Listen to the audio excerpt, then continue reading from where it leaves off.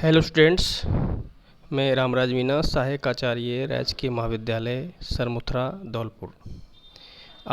आज क्लास में आपका स्वागत है। छात्रों, आज हम किर्गिज जनजाति के बारे में चर्चा करेंगे। किर्गिज जनजाति मध्य एशिया में सोवियत संघ के किर्गिस्तान गणराज्य में पामीर उच्चभूमि और थानशान पर्वतमाला के क्षेत्र में किर्गिज निवास करते हैं। ये मंगोल प्रजाति के होते हैं। इनकी त्वचा का रंग पीला और बाल काले होते हैं। ये कद में छोटे और सुसंगठित शरीर के होते हैं।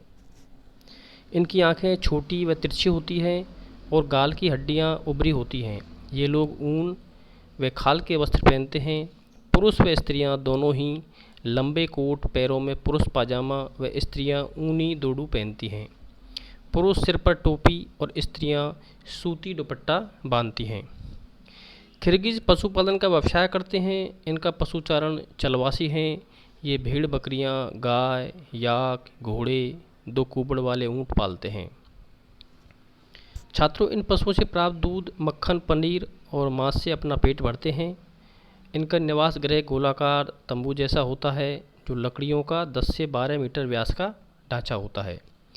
इसे खालों में मढ़कर रहने योग्य बनाते हैं। इस निवास गृह को यूर्ट कहते हैं। घोड़े व ऊँट परिवहन का मुख्य इनका साधन है, जिसमें प्रयोग किया जाता है। वर्तमान में आर्थिक एवं सामाजिक क्रांति के कारण चलवासी पशुपालन के व्यवसाय में इनकी रुचि कम होती जा रही है। छात्रों, मध्य एशिया की ये पशुपालक घुमक्कड़ जनजाति है किर्गिज, जो संयुक्त परिवार प्रणाली में विश्वास करती है। ये मूलतः अपने को चंगेज़ खां का वंशज मानती हैं। इनमें सामाजिक स्त्रीकरण मिलता है। उच्च वर्ग एवं निम्न वर्ग में ये बटे होते हैं। साधारणतः समान स्त्रीय लोगों में भी संबंध होते हैं। मूलतः कबीलाई संस्कृति वाले किर्गिज समाज में मुखिया का सरदार की स्थिति महत्वपूर्ण मानी जाती है, जिसकी आज्ञा का पालन सभी अनिवार्यतः करते हैं।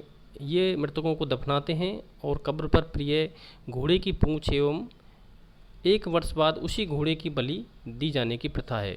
यानी ये जब मर जाते हैं इनकी कबीला में से कोई, तो उनको ये दफनाते हैं और कब्र पर इनका जो घोड़ा होता है उनकी पूंछ वहाँ पर ये चढ़ाते हैं और 1 वर्ष बाद उसी घोड़े को उसी स्थान पर क्या दी जाती है, बलि दी जाती है। ये इनकी प्रथा है।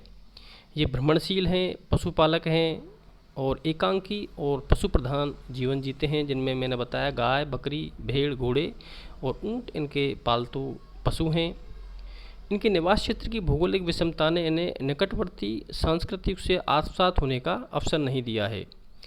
शीतकाल में किर्गिज अपने पशुओं के साथ पर्वतों के निचले भागों में, विशेषतः मैदानी प्रदेश में आ जाते हैं, जबकि ग्रीष्मकाल में हिम पिघलने पर उच्च पर्वतीय ढालों की ओर चले जाते हैं। इनका यह प्रवास ऋतु प्रवास कहलाता है। प्रत्येक पड़ाव और चारण क्षेत्र होता है।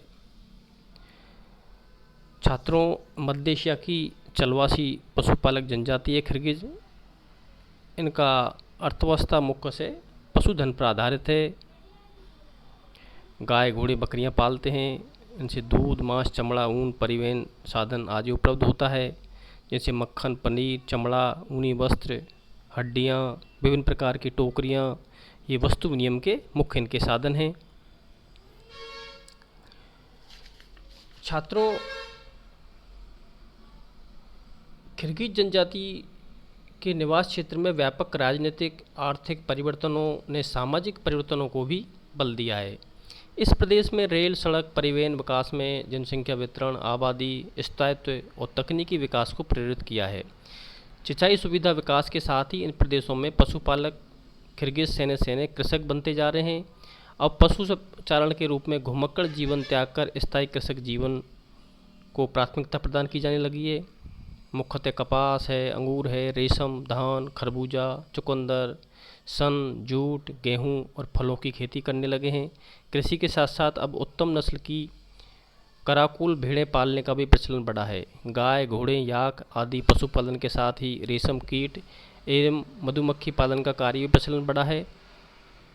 1992 में सोवियत संघ के विघटन के बाद बने नवीन राष्ट्र किर्गिस्तान में किर्गिज जनजाति विकास के लिए नवीन उद्योग, अवस्थापन, पेट्रोलियम, गैस आदि की खोज, बांध और जल विद्युत केंद्र, नवीन कस्बों का विकास एवं नियोजित विकास भी प्रारंभ किया गया है। संप्रति नवाचारों के प्रसारण में विगत वर्षों में भ्रमणशील पशुपालक खिर्गिज अब औद्योगिक समाज में परिवर्तित होने लगे हैं। खिर्गिज जनजाति जो पामीर का पठार है ऊंचा, वहाँ पर मुख्यतः ये निवास करते हैं और लगभग ये 197,000 वर्ग मीटर में फैला हुआ है और अत्यंत विषम स्थलाकृतिक प्रदेश है जो पूरी तरह से महाद्वीपीय जलवायु का प्रदेश है। महासागरों से ये अत्यंत दूर है। उत्तरी भाग कजाकिस्तान के मैदान के रूप में और दक्षिणी भाग उच्च भूमि, नीची पहाड़ियाँ और अपर्दित पठारी भाग हैं। यह भाग करीब 2400 से 3600 मीटर ऊंचा है। अधिक दक्षिण में तेनसान पर्वतमाला है जिनके उच्च शिखर हिमाच्छित रहते हैं। इस भाग में अनेक छोटी बड़ी नदियां हैं जो क्रमशः पश्चिम की ओर बहती हुई दरिया में मिलकर अंततः अरल सागर में गिर जाती है। उत्तर पूर्व में बड़ी खारी झील इस्लामिक कुल है, परंतु पर्वत पठारी भाग में छोटी छोटी मीठे जल की अनेक झीलें हैं जो शीतकाल में जम जाती है। इस भाग में पश्चिम में फरगना श्रेणी और दक्षिण पश्चिम में अलाई श्रेणी है। पूरे प्रदेश की जलवायु शुष्क महाद्वीपीय प्रकार की पाई जाती है। वर्षा साधारणतः हिमपात के रूप में होती है और वनस्पति प्रकार एवं संघनता ऊंचाई के अनुसार बढ़ती जाती है।